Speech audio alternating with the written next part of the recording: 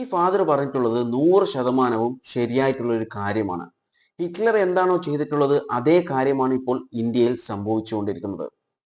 ക്രിസ്ത്യൻസിനെതിരെ main allegations ഇന്ത്യയിലുള്ളത്, അതായത് പ്രത്യേകിച്ച് north ഇന്ത്യയിൽ നിന്നും വരുന്ന ഹലോ ഹായ് എസ്പിരി ടോക്സിലേക്ക് സ്വാഗതം. എങ്ങനെയാണ് ക്രിസ്ത്യാനികൾക്ക് മുസ്ലിങ്ങളോട് ഒരു വിദ്വേഷം വരാനുള്ള കാരണം? ഈ ഒരു ചോദ്യത്തിന് നല്ലൊരു മറുപടി പറഞ്ഞിരിക്കുകയാണ് ഒരു ഫാദർ. അത് കേട്ടപ്പോൾ നിങ്ങളുമായി പങ്കുവെക്കണം എന്ന് തോന്നി. ജസ്റ്റ് ഒന്ന് കേട്ടു നോക്കൂ. നമ്മുടെ ഇവിടുത്തെ സോഷ്യൽ മീഡിയ പരിശോധിക്കുക. ഇന്നത്തെ പ്രധാനപ്പെട്ട ഒരു മേഖല സോഷ്യൽ മീഡിയ. ഞാൻ പല ഗ്രൂപ്പുകളിലും മെമ്പറാണ്, പലരും എന്നെ മെമ്പർ ആക്കിയിട്ടുണ്ട്. അപ്പം ഞാൻ അത്ഭുതപ്പെടുന്ന ചില ക്രിസ്ത്യൻ ഗ്രൂപ്പുകളിൽ എത്രമാത്രം അപരമത വിദ്വേഷപരമായിട്ടുള്ള കമൻറ്റുകളാണ് വരുന്നത്, അങ്ങനെയുള്ള ആർട്ടിക്കിളുകൾ വരുന്നു.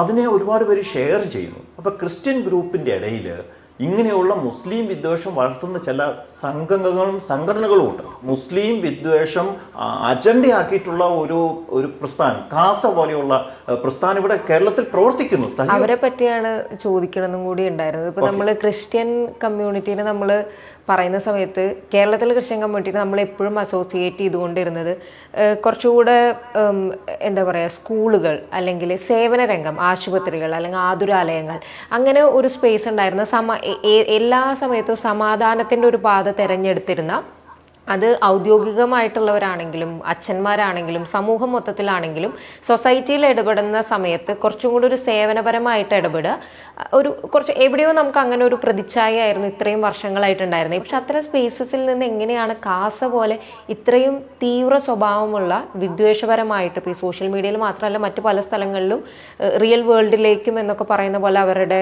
രൂപങ്ങൾ വരുന്നത് നമ്മൾ കാണുന്നുണ്ട്.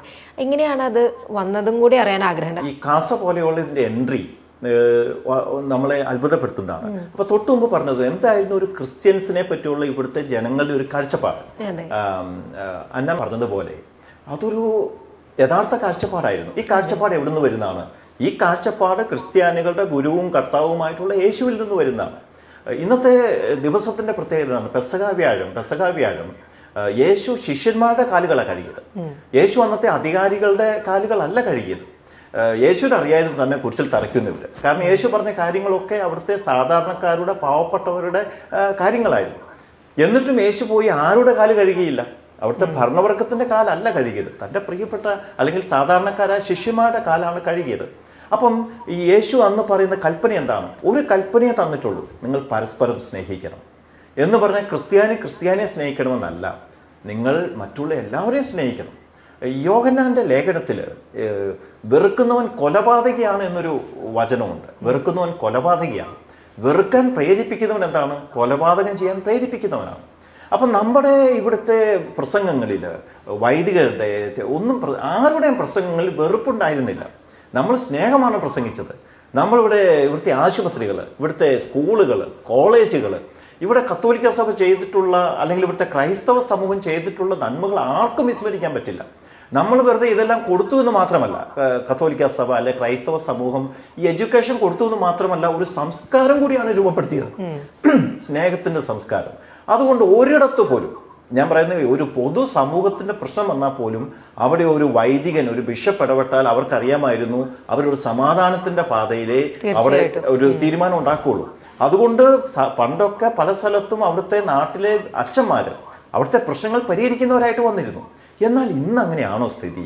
ഇന്ന് ഇപ്പൊ ഈ കാസ പോലെയുള്ള വേറെയും ഗ്രൂപ്പുകൾ, ഞാൻ അതിൻ്റെ എല്ലാം പേരുകൾ പറഞ്ഞ് അവർ കൂടി ഇത് കൊടുക്കുന്നില്ല. കാസ പോലെയുള്ള ഗ്രൂപ്പുകൾ ഈ മുസ്ലിം വിദ്വേഷം അജണ്ടയാക്കി സ്വീകരിച്ചിട്ടാണ് ഇവിടെ പ്രവർത്തിക്കുന്നത്. അങ്ങനെ ഒരു അതാണ് അവരുടെ രാഷ്ട്രീയം തന്നെ. ഒരു സമൂഹത്തെ വെറുത്തുകൊണ്ട് എത്ര നാൾ മുന്നോട്ട് പോകാൻ പറ്റും? ഇത് തന്നെയാണ് ഈ ലോകത്തിലെ ഏകാധിപതികളും ചെയ്തത്. അപ്പം ഈ വെറുപ്പിൻ്റെ ഇത് വളരെ കൃത്യമായ പ്ലാൻ ചെയ്ത് നമ്മുടെ ക്രിസ്ത്യൻ സമൂഹത്തിലേക്ക് നുഴഞ്ഞു കയറി, മനുഷ്യ മനസ്സുകളിലേക്ക് നുഴഞ്ഞു കയറി. ഞാൻ പലപ്പോഴും പറയാറുണ്ട്, കാസ വളർന്നത് നമ്മൾ അത്ഭുതപ്പെടുത്തുന്ന രീതിയിലാണ്. ഹിറ്റ്ലർ 1922 മുതലാണ് അദ്ദേഹത്തിന്റെ പ്രവർത്തനം സജീവമായി ആരംഭിക്കുന്നത്. ഒന്നാം ലോക മഹായുദ്ധത്തിന് ശേഷം. ഞാൻ പറഞ്ഞ വർഷങ്ങളിൽ ചിലപ്പോൾ ചെറിയ തെറ്റുണ്ടാകും. 1922 ഞാൻ എൻ്റെ ഓർമ്മ ശരിയാണെങ്കിൽ ഹിറ്റ്ലർ തന്റെ പ്രവർത്തനം ആരംഭിക്കുന്നത്.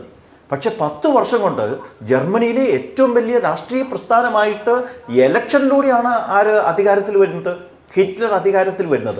ഹിറ്റ്ലർ മുന്നോട്ട് വെച്ച ആശയം എന്തായിരുന്നു? എന്താ അദ്ദേഹം മുന്നോട്ട് വരുന്നറിയോ? നമ്മുടെ ഈ തകർച്ചയ്ക്ക് മുഴുവൻ കാരണം നമ്മുടെ പരാജയത്തിന് കാരണം ആരാണ്?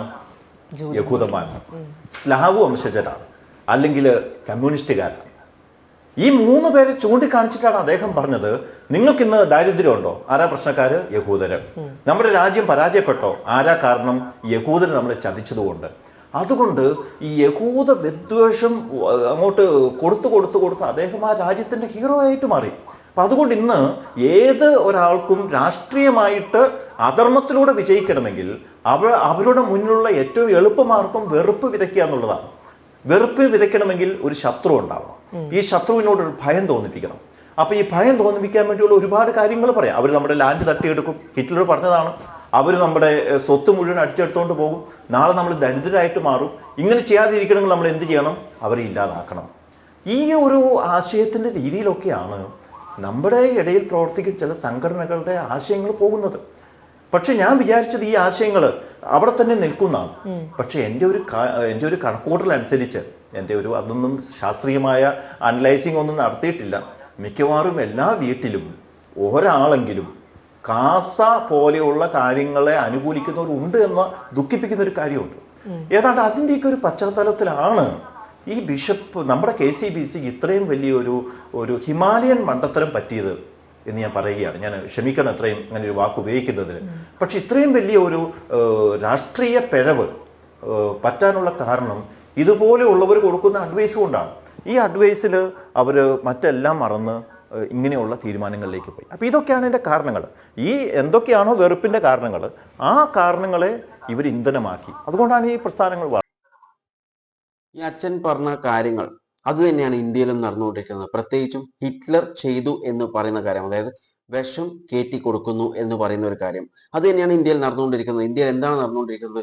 ഇന്ത്യയിൽ നടക്കുന്ന കാര്യം എന്ന് പറയുന്നത് മുസ്ലിം വിദ്വേഷം ഓരോ ദിവസം കഴിയുന്നതിനെ അധികരിച്ചു വരികയാണ്. അവരുടെ ഫസ്റ്റ് ടാർഗറ്റ് എന്ന് പറയുന്നത് മുസ്ലിമാണ്. കാരണം അവരോടുള്ള വിദ്വേഷമാണ് അധികരിച്ചു വരുന്നത്. പലതും, അതായത് ലാൻഡ് തട്ടിയെടുക്കുന്നു, അല്ലെങ്കിൽ ഇന്ത്യ എന്ന് പറയുന്ന മഹാരാജ്യം, ഈ ഒരു രാജ്യം മുസ്ലിം രാജ്യമാക്കി മാറ്റാൻ ശ്രമിക്കുന്നു എന്നുള്ള അങ്ങനെയുള്ള പലതരം, അതായത് നമ്മൾ ഒരുപാട് പ്രൊട്ടസ്റ്റ് ഒക്കെ കണ്ടിട്ടുണ്ടായിരുന്നു. മഹാരാഷ്ട്ര, ഉത്തർപ്രദേശ്, അങ്ങനെയുള്ള മധ്യപ്രദേശിലൊക്കെ അടുത്ത് ഒരു മുസ്ലിം താമസിക്കുന്നുണ്ടെങ്കിൽ അത് അവിടെയുള്ള മൊത്തം ഹിന്ദുക്കൾക്ക് അത് അപകടമാണ് എന്നൊക്കെ പറഞ്ഞിട്ടുള്ള പ്രൊട്ടസ്റ്റും കാര്യങ്ങളൊക്കെ നടക്കുന്നത് നമ്മൾ ഓൾറെഡി കണ്ടാൽ, ഞാൻ അതിന്റെ വീഡിയോസ് ഒക്കെ ഓൾറെഡി ചെയ്തിട്ടുള്ളതാണ്. അപ്പോൾ അങ്ങനെയുള്ള ഹിന്ദുക്കളിലേക്ക് വിദ്വേഷം, അതായത് ഭയം ഉണ്ടാക്കുകയാണ് ചെയ്യുന്നത്. എന്നാൽ യഥാർത്ഥത്തിൽ എന്താണ് നടന്നുകൊണ്ടിരിക്കുന്നത്? ഇന്ത്യയിൽ യഥാർത്ഥ കാര്യം നടന്നുകൊണ്ടിരിക്കുന്നത് എന്ന് പറയുന്നത്, മുസ്ലിം പള്ളികളുടെ മുന്നിൽ പോയി പലതരം ആഘോഷങ്ങളും ആഘോഷിച്ച് അവിടുത്തെ സമാധാനം കളയാൻ ശ്രമിക്കുക. അതുപോലെ വഴിയിലൂടെ ഒരു മുസ്ലിം നടന്നു പോകുന്നുണ്ടെങ്കിൽ അവനെ പിടിച്ചു നിർത്തി ജയ ശ്രീറാം വിളിപ്പിക്കുക. അങ്ങനെയുള്ള കാര്യങ്ങളാണ് ഇവിടെ നടന്നുകൊണ്ടിരിക്കുന്നത്. ഇപ്പോഴത്തെ ടാർഗറ്റ് മാറിയിട്ടുണ്ട്. ക്രിസ്ത്യാനിയിലേക്കും കൂടി ടാർഗറ്റ് അധികരിപ്പിച്ചിട്ടുണ്ട് എന്ന് പറയാം. കാരണം ഇപ്പോൾ റീസെന്റ് ഒരുപാട് ന്യൂസസ് നോർത്ത് ഇന്ത്യയിൽ നിന്ന് വന്നുകൊണ്ടിരിക്കുന്നുണ്ട്. പ്രത്യേകിച്ചും ജാർഖണ്ഡ്, ഉത്തർപ്രദേശ്, അതുപോലെ മധ്യപ്രദേശിൽ നിന്നൊക്കെ പലതരം ന്യൂസസ്, വീഡിയോസ് അടക്കം, പ്രൂഫ് അടക്കം വന്നുകൊണ്ടിരിക്കുന്നുണ്ട്. ഇപ്പോൾ റീസെന്റ് ഈസ്റ്റർ കഴിഞ്ഞു. ഈസ്റ്റർ ദിനത്തിൽ ഒരു ചർച്ചിൽ പോയിട്ട് ഹിന്ദുത്വ ലീഡേഴ്സ് പോയിട്ട് ചെയ്തിട്ടുള്ള കാര്യം എന്ന് പറയുന്നത്, നേരെ അകത്ത് കയറുമ്പോൾ തന്നെ ജയ ശ്രീറാമും അതുപോലെ തന്നെ ഹരഹര മഹാദേവ് എന്നുള്ള സ്ലോഗൻസ് ഒക്കെ പറഞ്ഞു. അവിടെ കൺവേർഷൻ നടക്കുന്നു എന്ന് പറഞ്ഞു. അവിടുത്തെ പോലീസ് എന്താ ചെയ്തതെന്ന് പറയുന്നത്, ആ ചർച്ചിന്റെ അധികാരികളെ പോലീസ് അറസ്റ്റ് ചെയ്യുകയാണ് ചെയ്തത്. യഥാർത്ഥത്തിൽ ചെയ്യേണ്ടത് മറ്റവരെ അറസ്റ്റ് ചെയ്യുകയായിരുന്നു. പക്ഷെങ്കിൽ അതല്ല ചെയ്തിട്ടുള്ളത്. അതുപോലെ തന്നെ ഒരുപാട് ഇൻസിഡൻസ്, അതായത് പല ചർച്ചിലും അല്ലെങ്കിൽ ചാപ്പൽസിലും ഒക്കെ പോയിട്ട് അവിടെ റിലീജിയസ് കൺവേർഷൻ നടക്കുന്നു എന്ന് പറഞ്ഞിട്ട് ഹിന്ദുക്കളെ ക്രിസ്ത്യാനിയിലേക്ക് കൊണ്ടുവരുന്നു എന്ന് പറഞ്ഞിട്ട് ഓരോ അലിഗേഷൻസും പറഞ്ഞിട്ട് അവിടുത്തെ ആളുകളെ അറസ്റ്റ് ചെയ്യും, പ്രാർത്ഥനകൾ മുടക്കുകയൊക്കെയാണ് ചെയ്തുകൊണ്ടിരിക്കുന്നത്. അതിനൊക്കെ വ്യക്തമായിട്ടുള്ള പ്രൂഫും വീഡിയോസ് അടക്കമുള്ള കാര്യങ്ങൾ ട്വിറ്ററിലും സോഷ്യൽ മീഡിയയിലും ഒക്കെ പ്രചരിച്ചുകൊണ്ടിരിക്കുന്നുണ്ട്. ഈ ഫാദർ പറഞ്ഞിട്ടുള്ളത് 100% ശരിയായിട്ടുള്ള ഒരു കാര്യമാണ്. ഹിറ്റ്ലർ എന്താണോ ചെയ്തിട്ടുള്ളത് അതേ കാര്യമാണ് ഇപ്പോൾ ഇന്ത്യയിൽ സംഭവിച്ചുകൊണ്ടിരിക്കുന്നത്.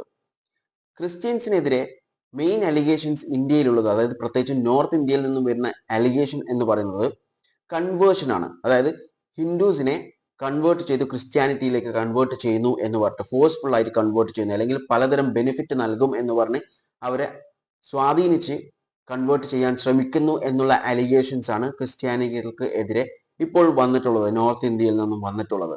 എന്നാൽ ഞാനൊരു ചോദ്യം ചോദിച്ചോട്ടെ, എന്തുകൊണ്ടാണ് ക്രിസ്ത്യൻസ് മുസ്ലിംസിനെ കൺവേർട്ട് ചെയ്യാത്തത്? അല്ലെങ്കിൽ അങ്ങനെ ഒരു അലിഗേഷൻസ് എവിടെയും പറഞ്ഞു കേട്ടില്ല. അത് എന്തുകൊണ്ടാണ്? അതും ഈ അച്ഛൻ, ഈ ഒരു ഫാദർ പറഞ്ഞതുമായിട്ട് കമ്പയർ ചെയ്ത് കഴിഞ്ഞാൽ ഇതിനുള്ള ഉത്തരം നിങ്ങൾക്ക് തന്നെ ലഭിക്കും. ഇതിനെക്കുറിച്ച് നിങ്ങളുടെ അഭിപ്രായങ്ങൾ കോമന്റ് ചെയ്യുക. വീഡിയോ ഇഷ്ടപ്പെട്ടിട്ടുണ്ടെങ്കിൽ ലൈക്ക് ചെയ്യുക. ഇൻഫോർമേറ്റീവ് ആയി തോന്നിക്കഴിഞ്ഞാൽ മറ്റുള്ളവരിലേക്ക് ഷെയർ ചെയ്യാൻ മറക്കല്ലേ. And thanks for watching me and stay tune four another video. Okay, thank you.